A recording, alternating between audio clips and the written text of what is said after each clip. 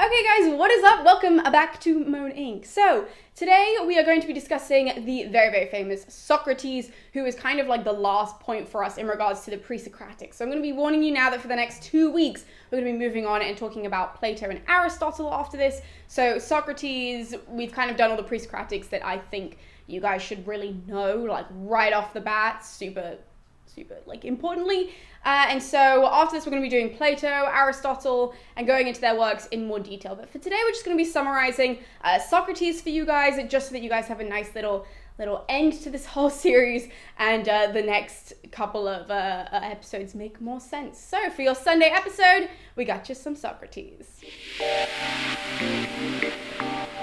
So Socrates was born around 470, 469-ish BC. Now, like I say in every single episode, you need to take that with a grain of salt because obviously it can change depending on literally anything and who writes it. So kind of like 5 years on either side, maybe 10, you're probably okay with that. And then he died probably around 399 BC, probably. Now, Socrates is a very secretive sort of character. We don't have any surviving works from Socrates himself, so everything that we know and everything I'm going to be saying in this episode is from other people. Just so that you know, it's not really a case of me not knowing my it's really a case of Socrates not leaving anything for us, so that's always great. And I understand that for people who aren't really in the ancient world, that's a weird thing to hear, because like, he's really hailed as the person who changed philosophy forever. Like, that's why we have pre-Socratics and then people after Socrates, because it's like, wow, that was night and day. But we have nothing from him.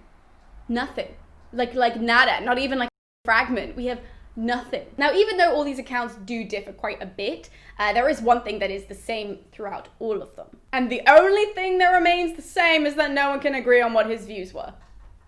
I know that's frustrating to hear, but that's true, is that through a lot of different writings, things are warped in certain ways. So sometimes we think that Socrates thought this, sometimes we think that, and actually then it changes, and it's just, because there's no surviving writing, we gotta trust a lot of other people, but you also need to sort of, especially with Socrates, you need to read other people and be like, well, someone else said this. So we don't actually really know what Socrates' views were, like his own. We don't know that. But our primary sources about him are Aristophanes, we've got Plato and Aristotle, and we've got Xenophon. Now, we haven't done an episode on Aristophanes, and we will be doing Plato and Aristotle in the next couple of weeks.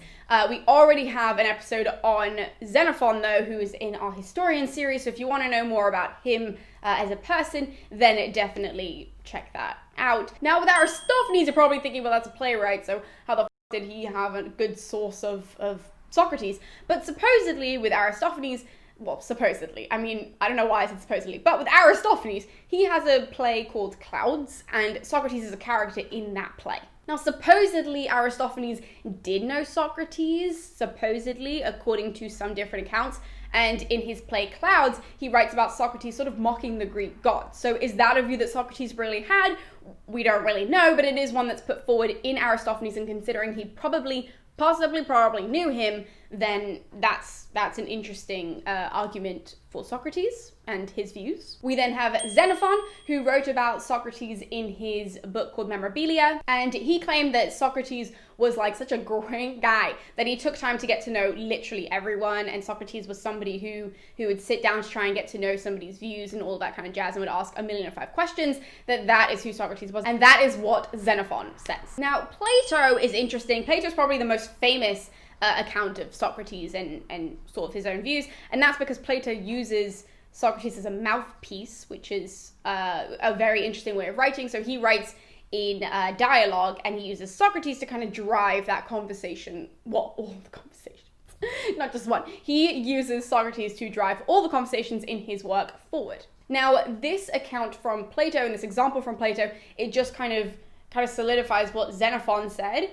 because it definitely shows off his more like inquisitive side and all that kind of jazz. So because of that, we know that he was somebody who asked a lot of questions and who definitely was very inquisitive about people themselves. And then Aristotle really just solidifies that, and he says that Socrates was somebody who asked a lot of questions and didn't answer a lot of them. I mean, I don't know how it would be to have a conversation with someone like that if they're only asking you questions and you don't find out anything about them or their views or what have you not. I mean, I don't really know.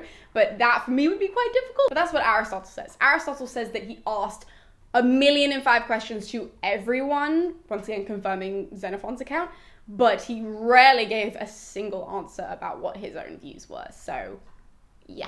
Now, this episode is really to kind of summarize Socrates just so that you guys can know, but we're not really going to be getting into a lot of detail because Plato and Aristotle do discuss him kind of at length. So I want to leave that for those episodes because a lot of their work do center around Socrates and his views, you know, whatever they want his views to be. Their philosophies do center a lot around that. So I think that primarily what we should just talk about is his trial, but even not too much because we will be discussing Plato's Apology in 2 weeks, I think, is when we're going to be discussing it. So Socrates and his trial, though, because everybody's like, well, he was killed for corrupting the youth. So let's just explain that. So the trial of Socrates was actually done right after Athens was beaten by Sparta in the Peloponnesian War, okay? Now, during this time, Athens was a democracy and Sparta wasn't. Sparta wasn't even close to being a democracy. So that's sort of the political climate of what's going on, is that they were just defeated. Athens is a democracy. Sparta is not. Sparta's now like top dog, okay? Now, because of that, Sparta and almost like the rest of Greece, it was sort of trying to show how fragile Athenian democracy was. So Socrates wasn't actually the only high-profile person who was put on trial that year. He was just philosophically the most famous person to be put on trial, and because of Plato's writing, it's the one that we focus on. But lots of high-profile people were put on trial that year, especially right after the back of this whole battle thing that's going on. You then have Sparta coming into power. Of course, they wanted to show that Athens, yeah, we also military beat you, but now we're going to, like, you know, politically defeat you too. Now, one detail that is super important about the trial is that there was no, like, legal judging sort of system. There was no, like, oh, you're the judge, you sit there, we're going to put forward our things, blah, blah, blah. Like, there was none of that. Like, the trial was very much, we think this is why this person should die, and so this is going to happen type of, that sort of more of what was going down with Socrates' trial. Great. So technically, he was put on trial for violating the laws of impiety. That is technically what Socrates was initially put on trial for. And then, you know, underneath that, it's sort of like the subheading of that. It's like the thing of impiety, and then right underneath that, it's like, and corrupting the youth. But like the main thing was the laws against impiety. And what's interesting about this is that the people, according to Xenophon, the people who actually were the ones to sort of vote against Socrates and help him be put on trial were actually his followers, which was like really weird. But this has a lot of like religious ideas and political association, and all of this stuff we do go into detail about this in Plato, so like I don't want to give too much detail now, otherwise I have nothing to talk about in that episode. But I think what's important to understand about Socrates as of right now going forward is that we have no writing from him, absolutely none. We have these like primary sources, which we're going to be getting into all of those works in the coming episodes, in the coming weeks. But Socrates himself, we have no writing, so therefore we don't really know what his actual views were. We have to trust the sources that we have, so that's automatically kind of difficult. So you can't say Socrates thought this, Socrates thought that, because we don't know. Now, he was then put on trial. You need to remember, he was put on trial for the laws against impiety, and then subheading was for corrupting the youth, and then ultimately he was killed, and we know that, right? He was killed in 399, as I said, and we will be getting into Plato's Apology, which goes into more detail about that kind of stuff, and we can be talking about the explanation of all of that work when we come to the episode. So thank you guys so much for tuning in. I know that there's not a lot to say in this episode, and that's because we have no writing from Socrates. That's the most important thing from this entire episode. We have no writing. So next week we'll be moving on to Plato though, and we'll be starting to discuss his works and the most important works in my opinion, and sort of very basically explaining the most important idea from each of these works, just so that you guys, you know, when you hear the name or when you hear the title of the book or whatever it happens to be, you can say like one thing about it. That's really the whole point of this. So I'm currently sweating off, so I need to leave. I'm gonna leave you with that and that really weird image. I'm so sorry about that. But we'll be seeing you next week with a Plato. So we'll see you guys then.